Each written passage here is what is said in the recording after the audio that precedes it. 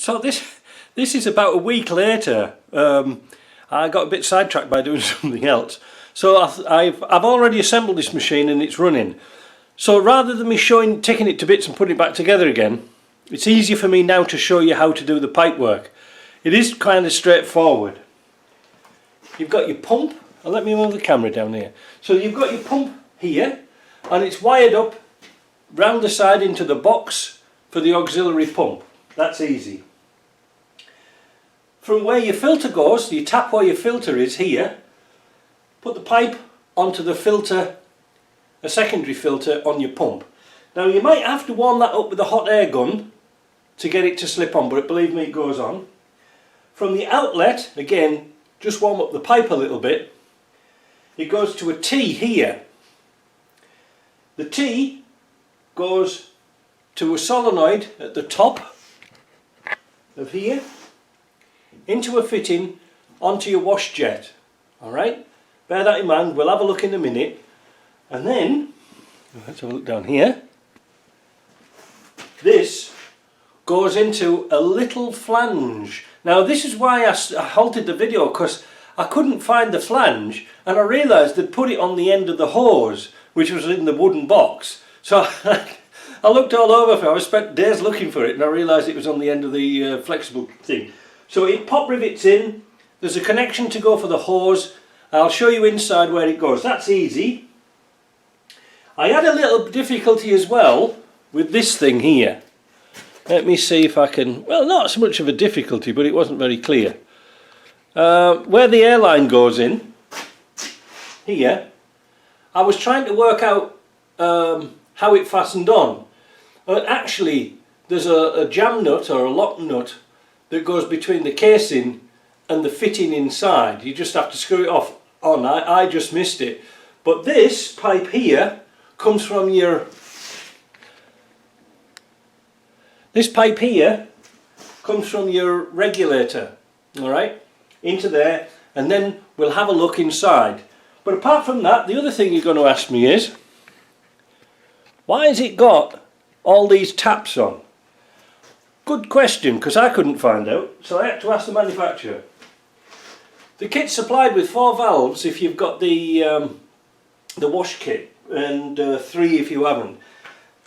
This is a high water drain, so if you've got any scummy water you can drain just a little bit off the level. So the level should be about to here, 60 litres, so you can drop that off.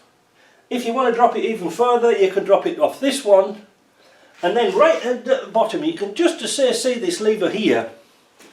That's the drain to drain the whole machine off. Alright, now you fit them using these fitments provided. Alright, you put some seal around it and then screw the tap or the valve into this and it'll make a nice solid seal. Apart from that, we've got our fitting already on there, we mentioned that before. That's about it. So let's have a look on the inside. Right, you can see now it's all assembled inside, and it's got this like a filtered plate, a grill that goes in here. It's supplied in 4 sections. Now I mistakenly put the sections going this way. Because this is called a 750, that means it's 750 millimeters this way and this way. Well, I put them in going the other way around, and I had to take the pop rivets out and change this round again, because this front section, you can probably see that I've fitted some angle plates that go around the sides. They're just to guide any beads to go back into the sump rather than sitting on the corners. But there's one here that's bolted on. It's got a bolt here and a bolt here. Now you remove those 2 bolts and then you can lift the plates out to get access to the pump, which is a good idea. I did it wrong. You can see that the wash jet is here. It's really recommended to get a wash jet because when you take your parts out, they'll be covered in beads, and you want to keep the beads in the machine rather than on the floor, and it makes a nice cleaner job. The jet itself, pretty self-explanatory. I shouldn't really do this with the door open, but I will. can see there's quite a blast. You set the regulator up no more than 60 psi. Alright, so that's all set up, that's all good to go. I'm going to drop the camera down a little bit and we're going to have a look at the jet at the top, the screen wash jet. This is probably a good shot because you've got to assemble all these parts. So there's the jet, this is the housing, there's the lock nut, and there's the pipe fitting. There's a bracket that pop rivets on the top. You know, there's some little pop rivets just up there, look. Where are they? There they are.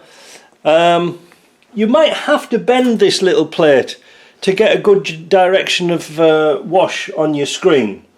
It's just really to wash off any bits and pieces that gets stuck on the screen. I would have thought a wiper would be better, and I think they're actually making a wiper system for the as well as the jet, so that's an upgrade that's in the makings.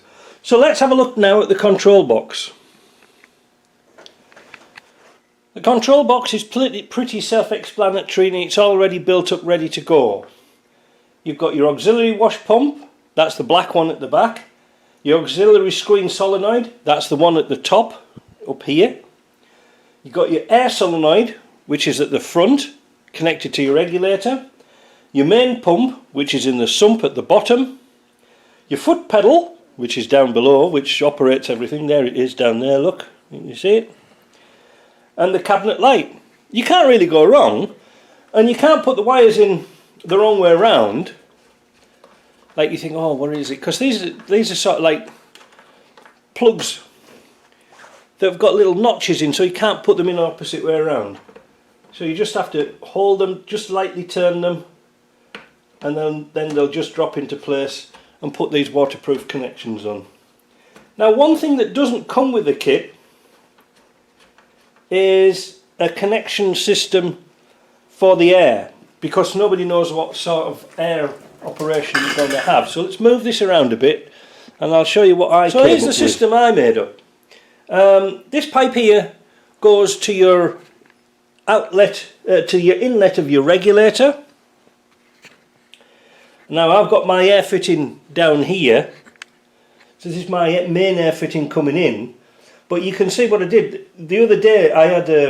I put a tap in here just to shut this off in case it leaked. But I usually keep it open.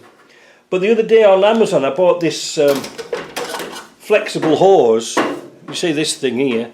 That's for blowing off your pieces and bits and bobs. So I put a T-piece in, so this is always live. Obviously.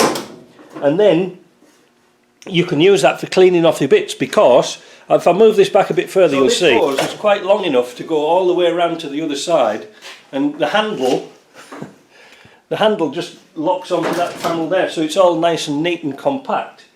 Now you'll probably see a little modification I did. I found this machine just a little bit too low, and the manufacturer said usually people put this on a pallet so it can be moved around a shop. Well, I haven't got much room and everything has to be on wheels here. So I went down to the local hardware shop and I got 4 casters, 2 of them lock in, and they do lock very well, and some 50mm square angle. I made a box so I could just drop the machine in, and now I can move it around my shop and it's the perfect height. So that's 5 inches, so I don't know what that is. They're 5-inch casters, but I can't remember what these in millimetres, but they work. It works perfectly. So the setup's great, the machine runs great, you know, it's a perfect little machine. But that's all it is to it. It's very, very simple. It's very, very simple. But you must make sure that you seal up all the joints. Now I must admit, I've got a leak behind this leg here. I've got to sort that out, but it just means taking the floor out and putting some seal around it and banging it back together again. But apart from that, it's not too bad. So I guess you want to see it working. Before we do see it working, I should have mentioned the door, because it is kind of important how all these bits go together, because it's not very clear in the book. So first of all, you've got a hinge kit, pin and a latch here. The bottom hinge has no slots in the top. Like if I zoom in here, you see the bottom hinge just pop rivets to this door. Put that one on first, and then you can see the top hinge has got little slots in here. So don't fasten this up yet, just put the hinge in place, put the pins in, and then, wait a minute, where's the latch? Here's the latch. Assemble the latch so that the door shuts nice. If you get my drift, it's got to shut nice and tight onto that seal.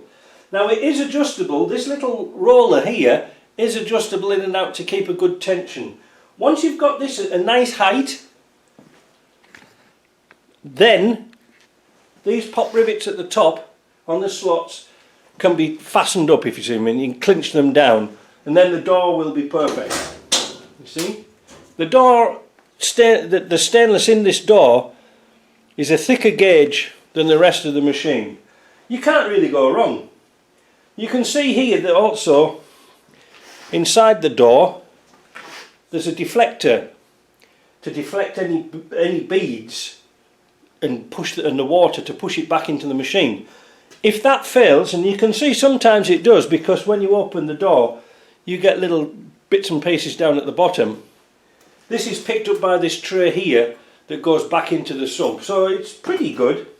You will get a bit of mess kicking about with it when you're not used to it, but it works fine. I'm very impressed. So let's find something that we can blast. So here's an example of a typical takeoff part. It's seized up. It's a gear shift for a high and low shift for a V8, I do believe. Anyway, that's beside the point. But it is an assembly made up of little bits and pieces. It was preferable to take everything apart, but sometimes you can't do that. You know, you need to clean up bits before you take them apart. So what I'm going to do is this. I'm going to give you two examples. I found out that sometimes to speed things up, we put this through the dry blaster first to get all the really bad corrosion off, and then through the vapor blaster. But what I'll do here, I'll do half of this in the dry blast and then the other half in the vapor blaster, or I think we'll call it a wet blaster so we know which is which now. So this half we'll do in the dry blaster, and then we'll vapor blast the whole thing, and you'll see the difference in the steel and the aluminium, how it comes out. And the reason for that is that, like I say, it'll save so much time if you dry blast and use the wet blast as a finishing, rather than spending a lot of time cleaning up parts. You'll understand when you see what comes out. So let me blast this first and I'll show you. Right, so here we go. I've dry blasted this side and I've dry blasted this. It only takes a few seconds, it didn't take long. I've also run the blaster along this lever here. Now this is important, this is a good test, because this originally was plated. Now the wet blaster won't take the plating off. Alright, so it's very gentle. So what we're going to do, oh I missed a bit there, look, so just bear that in mind, I missed that dirty bit, but we'll have a look. I'm going to vapor blast this, or wet blast all of it, and we'll see what it comes out like. In fact, let's turn the camera around and let's do it real time. Let's set it up. I don't know if you can see this. We'll put the piece in.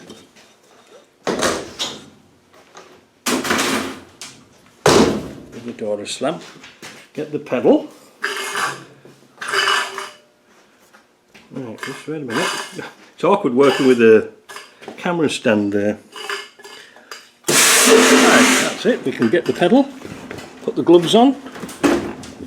Now, I'm going to be blasting around about here. I see there's a screen jet come on. So I'm going to be blasting around this area here. So, grab your jet.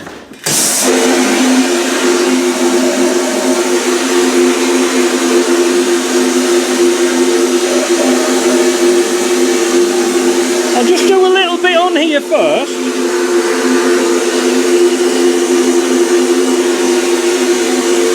So you can see how the steel comes out.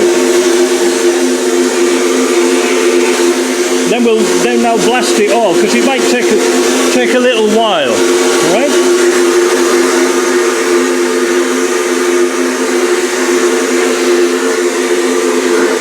So you saw how long that took. It didn't take long at all.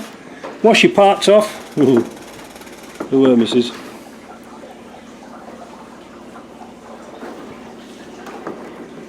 Wash all your bits off, and then we'll bring this out the container, out the machine. We'll have a look at it.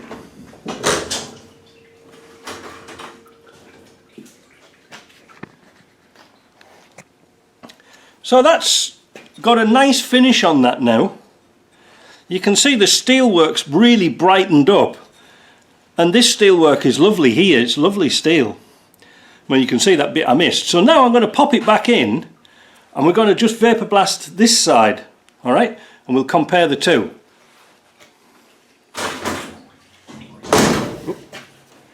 Sometimes having wheels on things isn't a good idea.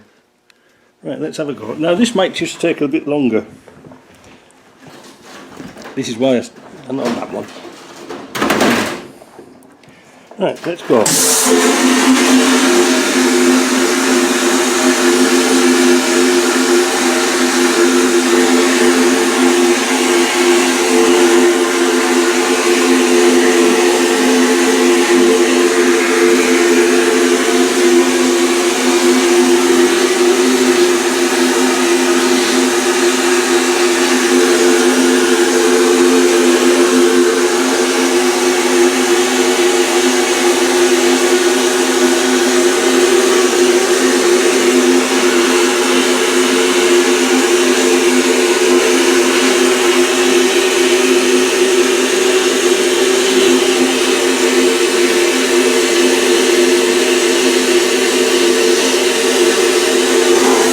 One thing this machine doesn't like is grease and oil, so you should really blast off all the oil first.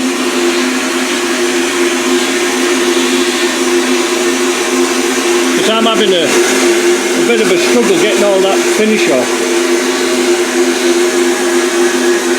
It does come off, but it'll contaminate your water.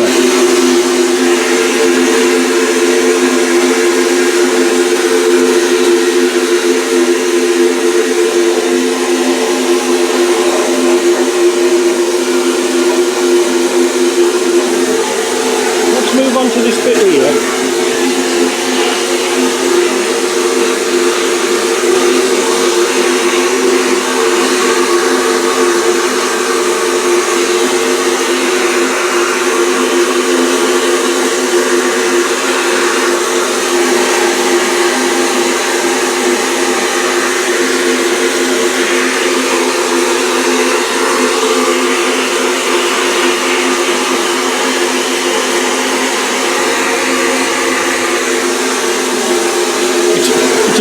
It's awkward holding bits up. Usually put them on the bottom, but I wanted to see it working.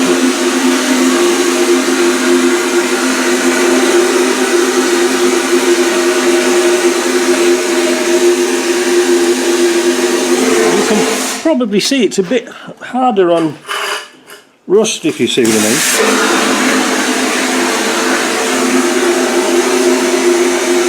It does come off.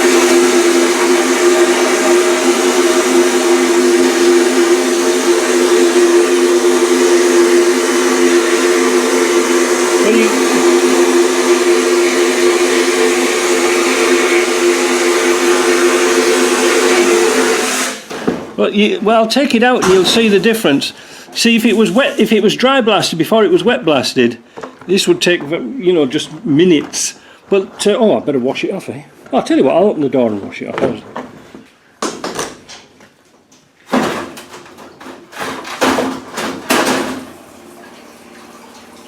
Yeah, it just doesn't like grease and oil because it makes the little balls bounce off, if you see what I mean. The little bearing-y type bits, what they call. It looks like I'm going to have to change the water in this because it's getting kind of dirty. This is perhaps a good example. Let me take this round here. We'll get the gun.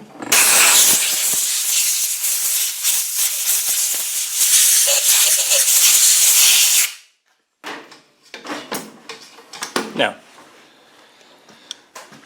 this is the bit that was dry blasted, and this was a bit that was just wet blasted on its own. You can see it was a bit dirty, and I didn't quite get into these corners. Well, you can see the nice satiny finish that comes out of the steel once it's been sandblasted. But if it's been just wet blasted on its own, you'll get the finish, but it's not as good as this, if you see what I mean. That's a beautiful satin finish, you know. So there's bits, sometimes you have to go over things 2 or 3 times because you can't see them in the cabinet. But like I say, it does the job, does a very good job. It's got the finish I want, but I think it's aluminium and steel, to come to that, needs to be blasted. It needs to be dry blasted first. I tell you what, I've got a great idea. Wait a minute, if you can cast your mind back a little way, I was stripping down a 2.25 petrol engine to rebuild. Well, I still haven't got the block back. They've had it 6 weeks, if not more. But I took the rods out and I put the pins in here and some bushings in here to protect the surface, and I dry sandblasted it. I wonder what it'll come out like after a wet blast. Let's find out. Let's put it in the machine and find out. I hope we can get this because I moved the machine a little bit. There we go. Let's see.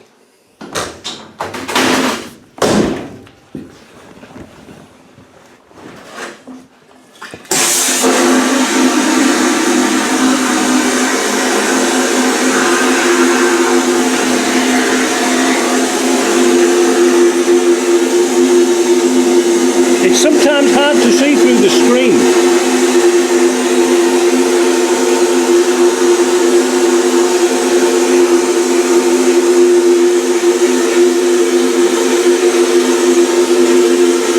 We're staying away from all the bushings.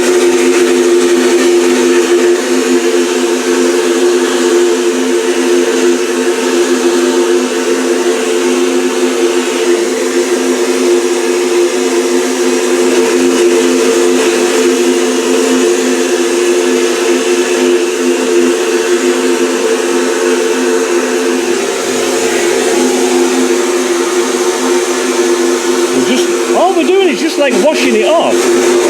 Like I say, you won't be able to see much through the screen, but this is really just a demonstration to show you how long it would take.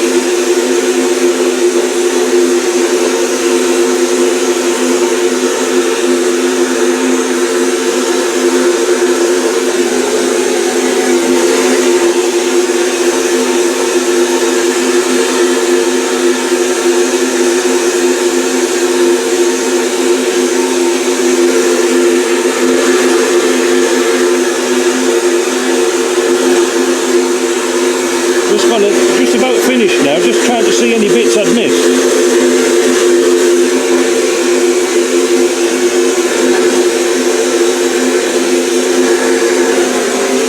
Well, I think that's about got it. Wash it off. Now this is the most important thing, you've got to dry this as soon as possible. So let me get it out of the cabinet. And let's have a look at the finish. Now again, as soon as we get it out, we're going to dry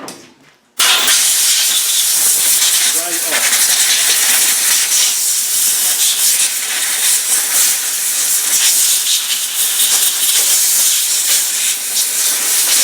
off. And then any parts we've finished, we're going to put crown rust proofing on. Look at the finish on that. And you saw how long it took. It's lovely. It's like factory. So all you see, I didn't touch inside this bearing surface here, but I bet I could and clean it up without doing any damage. Everything's just lovely. Look at that nice satiny shine. You'd spend forever doing that with a wire brush, and look at the detail on the part numbers, etc. So there we are. That's the sort of examples you can do. But by playing around with things, have I got this on Zoom? Oh yeah, I thought I had. By playing around with things in different mediums, etc., you can make some excellent results, and it's fast as well. You know, it's a fast way of finishing your part, so you can pop them on the car and it'll look a professional job. So I hope you like that. I'll put the link below to the vapor honing. and I think you'll like it. I think you'll really like it. As you know, I've been trying to make one. I'm going to change that one into a hot citrus degreaser. Keep watching, because that's going to be a sort of a back burner project, but I've got all the parts bent for it now. So I hope you like that. We'll catch you in another video. Bye.